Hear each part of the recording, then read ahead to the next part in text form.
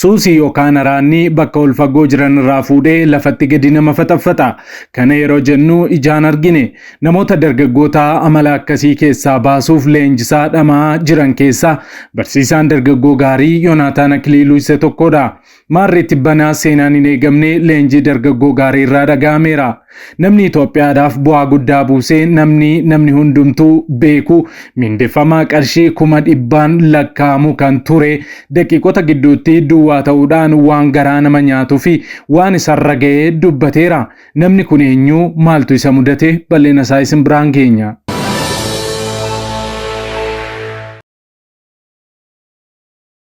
Waggoota 70f nagaan keessatti dhaga'ame kan hin beekne baagiddu galeessaatti ammas muddamni dhalateera. Yihudoota irratti waraanni labsameera. Ameerikaan qabaa ganna dhiisaa jedhaa jirti.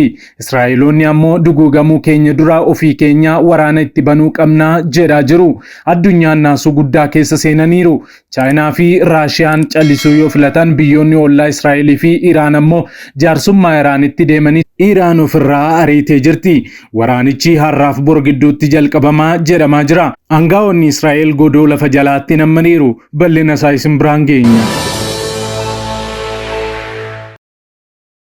Nagaan faraarri Kiristoos bakka jirtanitti hunduma keessaniif haa baay'atu. Akkam jirtu daawwattoota Kiristiyaan Miidiyaa. Qophii wayitaawwaaf yeroo kanaaf isiniif qindeeffanne isin biraan ga'uuf qabannee dhiyaanneerra. Yeroo jalqabaaf gara chaanaalii keenyaatti kan dabalamtan subscribe gochuudhaan mallattoo beelii sana fuulduratti isinii ba'u ala tokko gadi tuquun ol kan jetturraa kaadha. Kana gochuu keessaniin odeeffannoowwan Kiristiyaanummaa yeroo hundumaa wayita gadhiifaman hunduma dursee akka isin naqqabuuf isin gargaara. Like, share godhaa. Yaada keessan ammoo saanduqa yaadaa yookaan koomentii keessatti nuu qooda kallattiidhaan gara qophii keenya yeroo kanaatti wal wajjin hadabarru.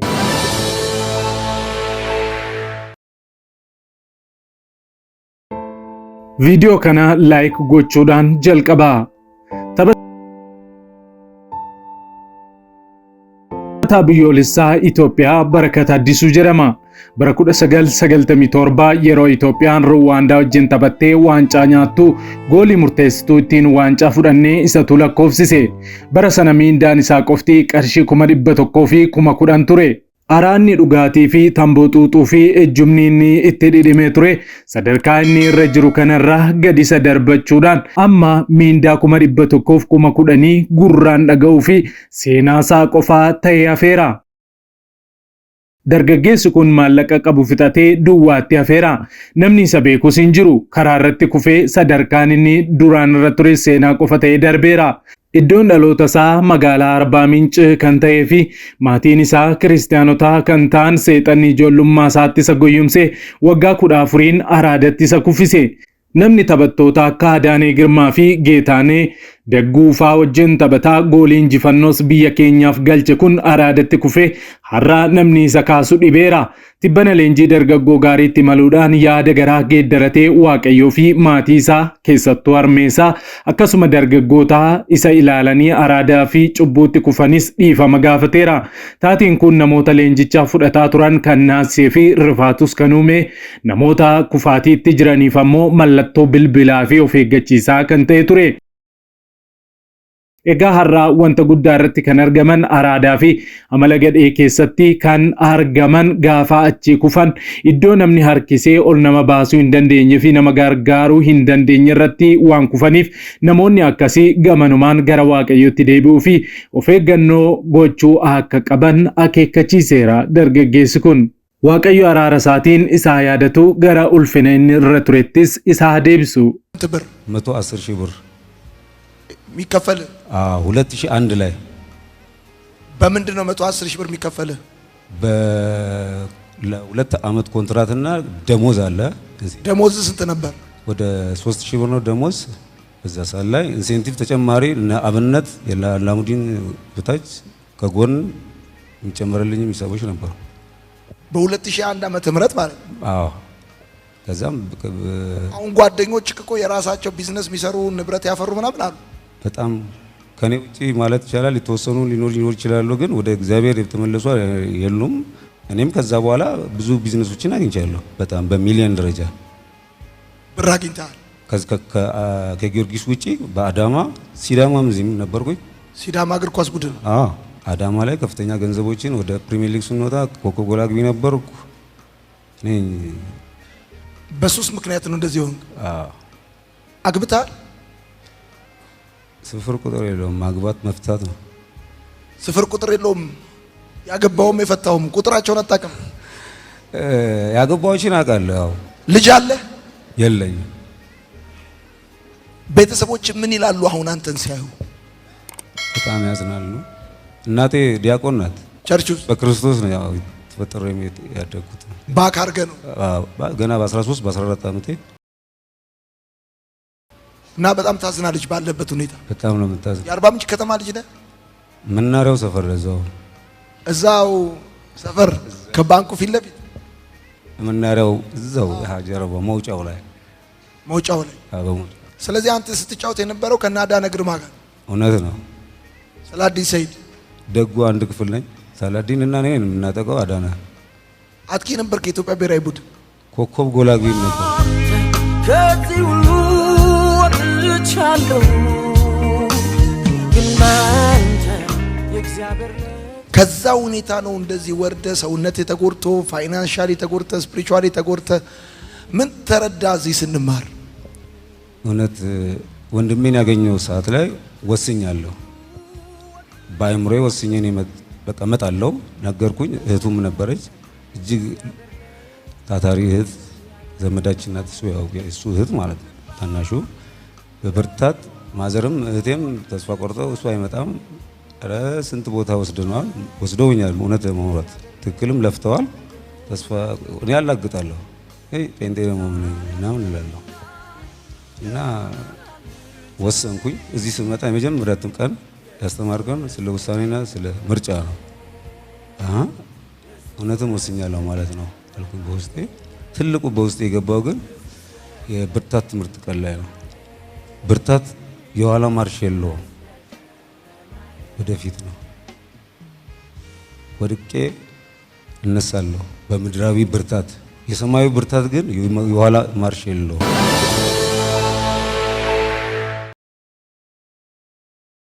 gara odeessaa ammee argannetti yeroo darbinu muddamni hamaan baagiddu galeessaatti dhalateera.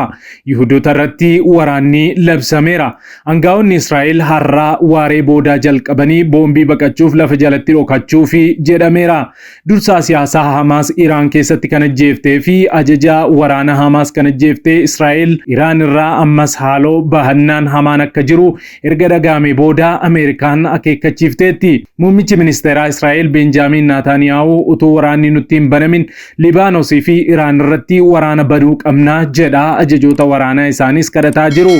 Akka dhaabbanni qorannoo Ameerikaa CIA beeksisetti Iraan har'aa kaasee sa'aatii 24 yookaan 48 keessatti Israa'el irratti akkuma kanaan dura tarkaanfii akka fudhachuuf qophooftee jirtu beeksisan.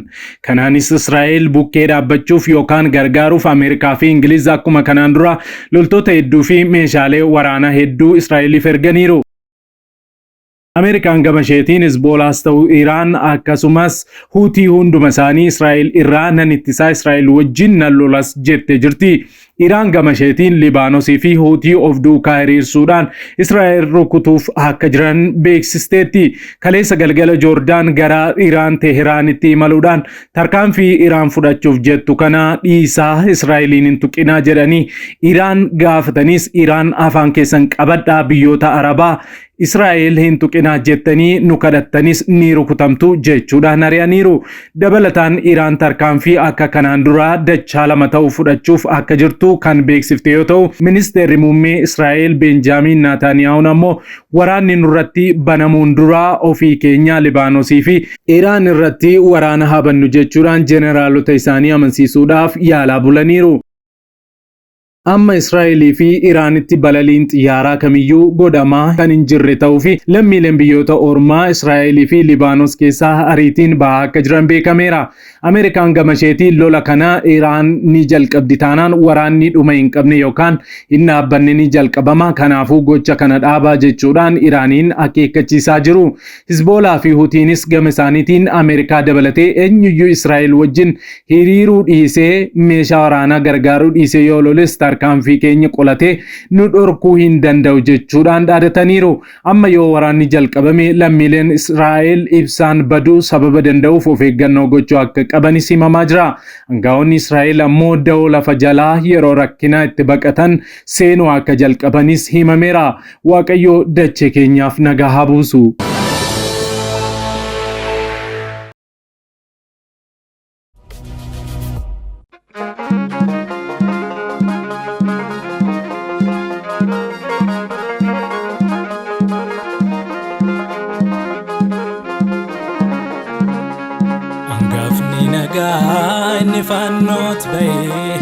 Angafni nagaa inni fannoof ba'e du'ee yoomachi nafee du'aa ka'e. Angafni nagaa inni fannoof ba'e angafni nagaa inni fannoof ba'e du'ee yoomachi nafee du'aa ka'e. Angafni nagaa inni fannoof ba'e angafni nagaa inni fannoof ba'e du'ee yoomachi nafee du'aa ka'e. Angafni nagaa inni fannoof ba'e angafni nagaa inni fannoof ba'e du'ee yoomachi nafee du'aa ka'e.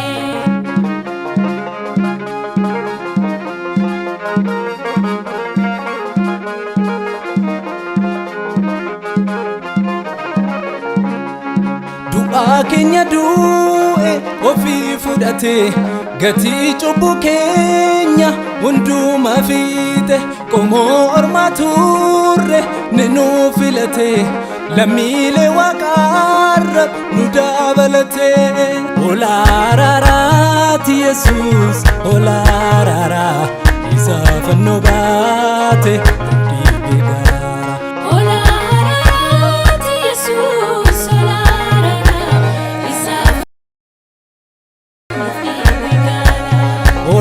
olaadhiifamaati Yesuus olaadhiifamaa karaa isaatiin jireenyatu argama. Olaadhiifamaati Yesuus olaadhiifamaa karaa isaatiin jireenyatu argama.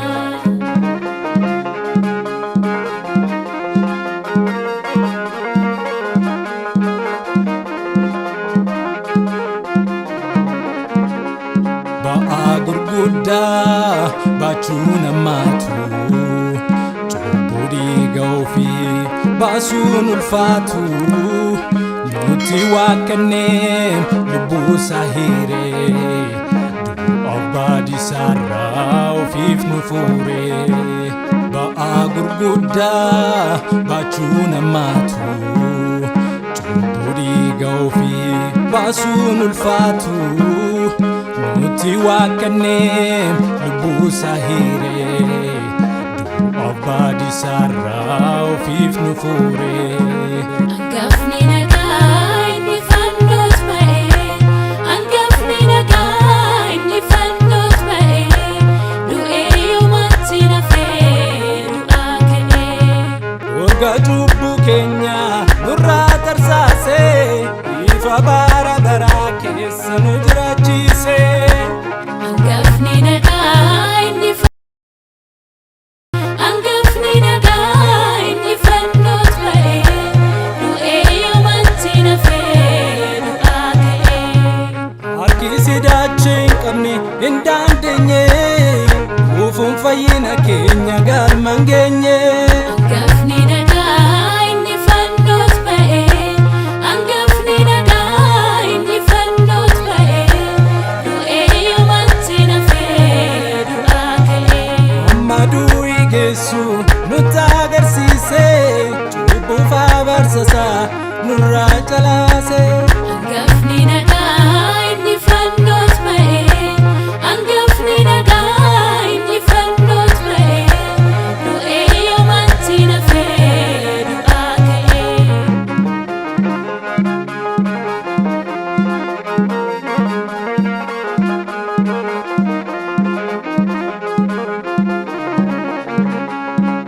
Inni fee dukkanni keenya bitaamnee garboomuun keenya cubbuu fi adaba isaarraa Yesuusin qabanne tolaaye biniife dukkanni keenya bitamne garboomu keenya cubbuu fi adaba sarraa Yesuusin qabanne tolaaye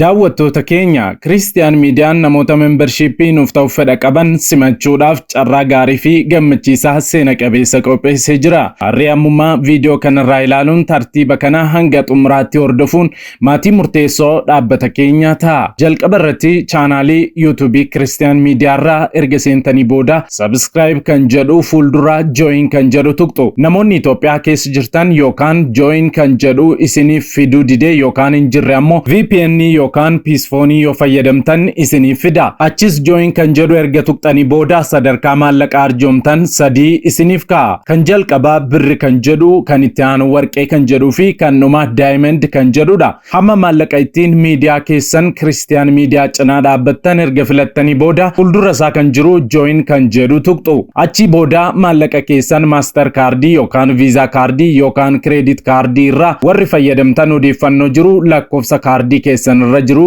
guutu. Xumura irratti warri kireedit kaardiis akkasuma maaster kaardiis ta'uu odeeffannoo barbaachisu erga guuttanii booda baay kan jedhu dhumarratti kan argamu kana tuqxu. Ergasii jalqabdanii maatii keenya warra murteessoo taatu. Kana gochuu keessanii dhaabbanni keenya Kiristiyaan Miidiyaan sagantaa galateeffannaa qopheessuudhaan waraqaa ragaa isiniif qopheessuun ifatti isin galateeffataa isinis eebbisa. Dabalataanis gaafii baay'ooliin keessan nuuf dhiyeessitaniin akkaawuntii baankii keenya isiniif maxxansuu jaallanneerra. Akkaawuntii baankii daldala Itoophiyaa, baankii Awaash fi baankii Oromiyaa keessaa kan isiniif salphatu fayyadamaa jecha bu'aa deeggarsa keessanii dhiyootti argitu. Wayita nu deeggartan iskiriinshotii isaa nuuf ergaa. Waan Kiristiyaan Miidiyaa cinaa dhaabbattaniif gooftaan isin eebbisu.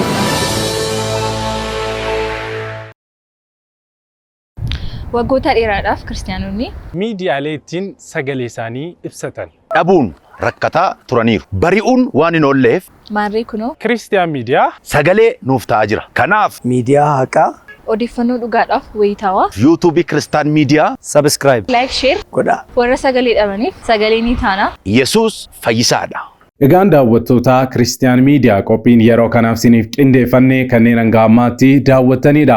Yeroo jalqabaaf yookaan qophii keenya walakkaatti gara chaanaalii keenyaatti kan dabalamtan sabskiraayib gochuudhaan mallattoo beelii sana fuulduratti isinii ba'u ala tokko gadi tuquun ol kan jettu irra kaawwachuu akkasumas laayik sheer gochuun saanduqa yaadaa keessatti immoo yaada keessan nu kaa'uu hin dagatina. Sa'aatii muraasaa booddee odeeffannoo haaraaf gara biraatiin hamma deebinee ol arginutti turtii gaarii isiniif haa ta'u nagaan tura.